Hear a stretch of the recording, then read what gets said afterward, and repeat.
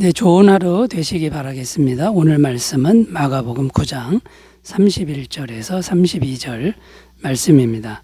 이는 제자들을 가르치시며 또 인자가 사람들의 손에 넘겨져 죽임을 당하고 죽은 지 3일 만에 살아나리라는 것을 말씀하셨기 때문이더라. 그러나 제자들은 이 말씀을 깨닫지 못하고 묻기도 두려워하더라. 아멘. 네, 오늘 말씀에 보면 이는 제자들을 가르치시며 라고 되어 있습니다. 여기서 이는이라는 단어가 나오는데 이 단어의 의미는 왜냐하면 이라는 의미입니다. 그러니까 앞절의 말씀에 대한 이유가 무엇인지를 말해주는 그런 문장인데요.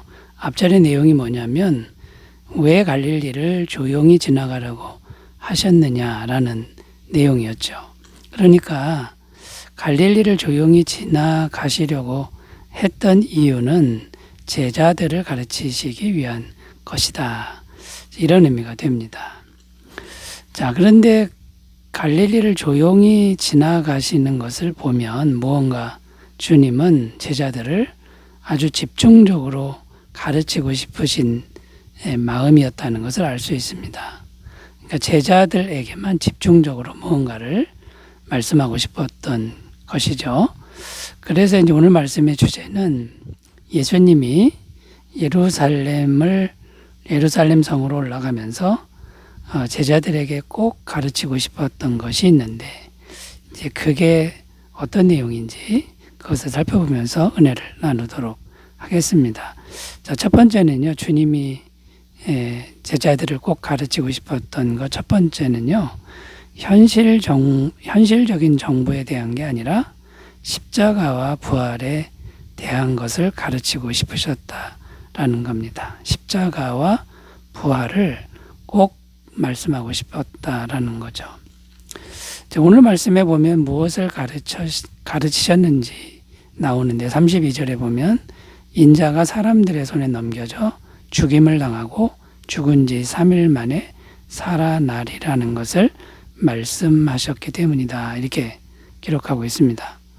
그러니까 십자가와 부활에 대해서 가르치셨다는 것인데요. 십자가와 부활이야말로 우리가 믿는 신앙의 핵심 중에 핵심이라고 할 수 있습니다. 자, 십자가와 부활이 지향하는 것은 무엇입니까? 영원한 죄사함이고 영원한 생명이다라는 겁니다.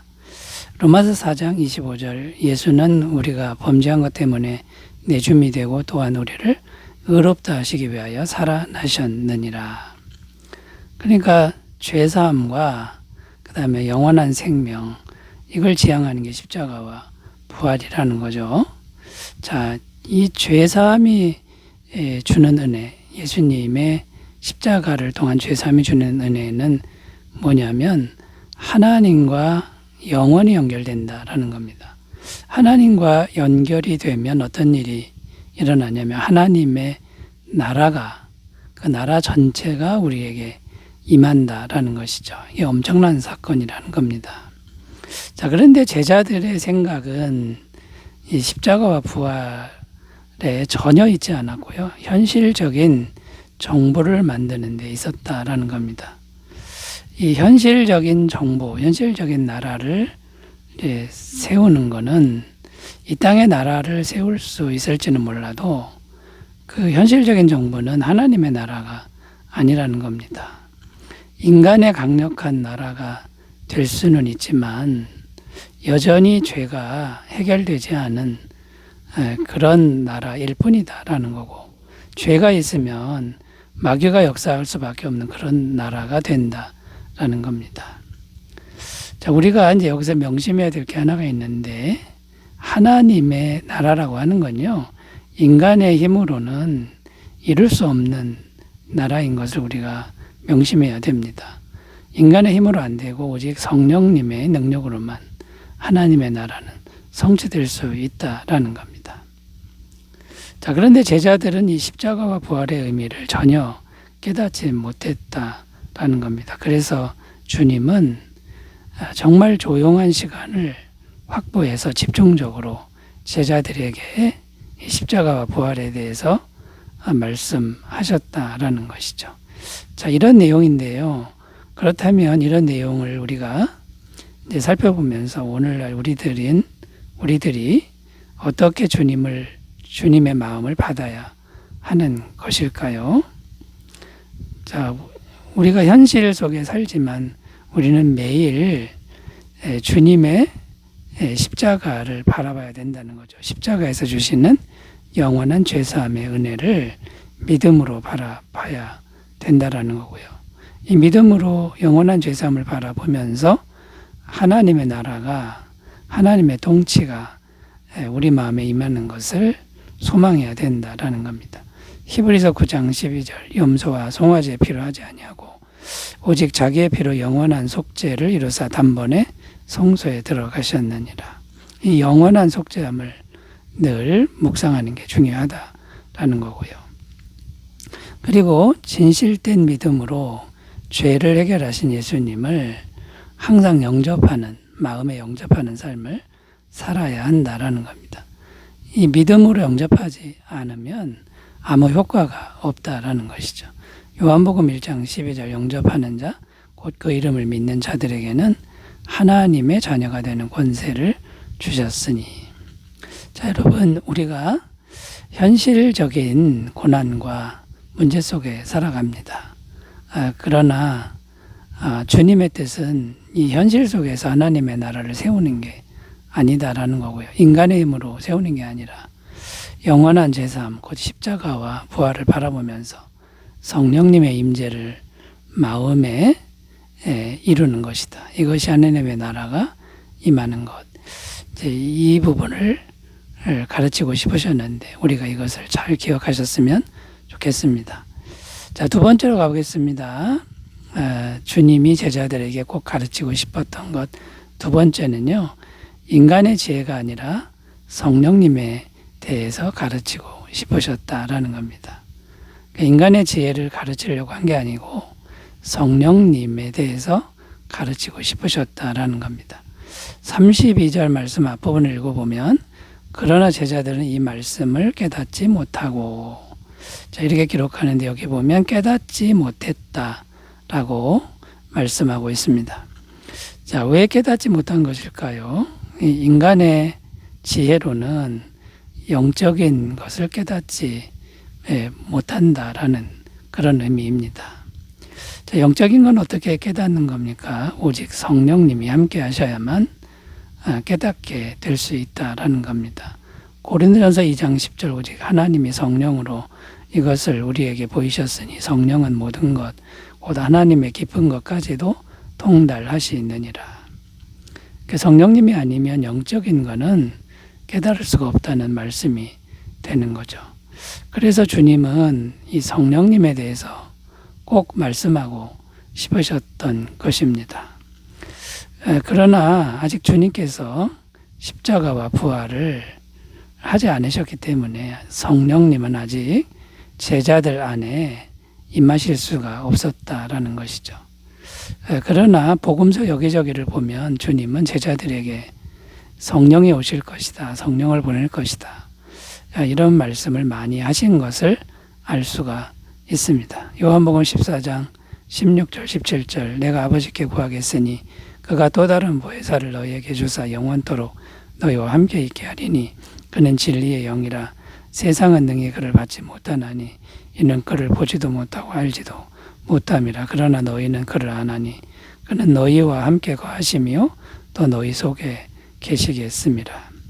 주님이 육체로 계실 때 제자들에게 성령을 보낼 것이다 라고 많이 말씀하셨다라는 겁니다. 자, 성령에 대해서 꼭 가르치고 싶으셨는데 그렇다면 오늘날 우리는 이제 무엇을 추구해야 할까요? 십자가와 부활을 묵상하면서 성령님의 임재를 추구해야 한다라는 것입니다. 사도행전 2장 38절 베드로가 이르되 너희가 회개하여 각각 예수 그리스도의 이름으로 세례를 받고 죄사함을 받으라 그리하면 성령의 선물을 받으리니. 그러니까 예수님의 죄사함과 부활을 받아들이면 성령이 선물처럼 오시는 것, 이걸 추구해야 된다라는 거고요. 또 인간적인 힘보다는 오직 성령님의 지혜, 성령님의 힘을 의지하는 것을 우리가 훈련해야 된다라는 거죠. 스가랴 4장 6절입니다. 그가 내게 대답하여 이르되 여호와께서 스룹바벨에게 하신 말씀이 이러하니라. 만군의 여호와께서 말씀하시되 이는 힘으로 되지 아니하며 능력으로 되지 아니하고 오직 나의 영으로 되느니라. 오직 성령님을 의지하는 이 영적인 비밀을 잘 터득하시기를 바라겠습니다. 자, 세 번째로 가보겠습니다. 주님이 제자들을 꼭 가르치고 싶으신 것. 세 번째는요, 세상의 가치가 아니라 영생에 대해서 가르치고 싶으셨다라는 겁니다. 세상의 가치가 아니라 영생에 대해서 가르치고 싶으셨다라는 거죠. 32절을 다 읽어보면요. 그러나 제자들은 이 말씀을 깨닫지 못하고 묻기도 두려워하더라. 여기 이 말씀 끝부분에 보면 묻기도 두려워했다라고 기록하고 있는데요. 왜 제자들이 묻기도 두려워한 것일까요? 예수님이 자꾸만 죽음에 대해서 말씀하시니까 그게 두려웠다라는 겁니다. 예수님이 죽으면 어떤 일이 생기냐면 자기들의 꿈이 산산조각 나기 때문이다라는 겁니다. 제자들의 꿈이 무엇이었냐면 예수님이 왕이 되면 자기들은 장관이 되는 겁니다. 예수님 나라 현실적인 정부의 높은 자리를 앉게 되는 그걸 꿈꿨다라는 거죠. 한마디로 세상적인 가치들, 세상에서 중요하게 여기는 그런 가치들을 목숨 걸고 추구했다라는 겁니다. 세상 부귀영화, 권력, 명예 등 이런 거를 위해서 예수님을 따라다녔다라는 거죠. 그런데 예수님이 죽으면 이제 그 꿈들이 다 무용지물이 돼버리니까 두려워했다라는 겁니다. 자, 그런 제자들을 향해 주님이 꼭 가르치고 싶었던 것은 영생이라는 겁니다. 영생의 진리라는 것이죠. 영생을 얻으면 어떻게 됩니까? 이 세상의 가치들은 없어도 되는 거고, 이 세상에서 죽어도 괜찮은 이제 그런 말씀을 하셨다라는 겁니다. 그리고 영생에 대해서 말씀을 하시면 이 세상 가치들을 버려야 하는 문제가, 버려야 하는 이제 그런 것들이 생긴다라는 거죠. 자, 그러면 어떻게 영생을 얻는 겁니까? 오직 하나님 앞에서 죄의 문제를 해결하는데 그 해답이 있다라는 겁니다. 이게 죄사함이 있어야만 영생을 얻는다라는 거고요. 그 영생을 얻는 방법은 영생이신 예수님을 마음 중심의 주인으로 모시는 것이다 라는 겁니다. 요한복음 14장 6절 예수께서 이르시되 내가 곧 길이요 진리요 생명이니 나로 말미암지 않고는 아버지께로 올 자가 없느니라. 그러니까 마음 중심에 무엇이 있느냐, 무엇을 두느냐의 싸움인데 세상 가치들을 마음 중심에 두고 인생을 사는 게 아니라 그거는 밀어내고 길이요 진리요 생명이신 예수님을 마음 중심에 주인으로 두고 사는 이런 삶, 이것이 구원받은 자의 삶이라고 말씀하고 있는 겁니다. 자, 여러분, 주님이 꼭 제자들에게 가르치고 싶었던 것 우리에게도 가르치고 싶은 겁니다. 말씀을 잘 기억하시고 십자가와 부활과 성령과 영생에 대해서 집중하는 삶이 되시기 바라겠습니다. 기도합니다. 하나님 아버지, 우리가 주님의 가르침을 잘 기억하게 하옵소서. 예수님의 이름으로 기도드립니다. 아멘. 좋은 하루 되시기 바라겠습니다. 감사합니다.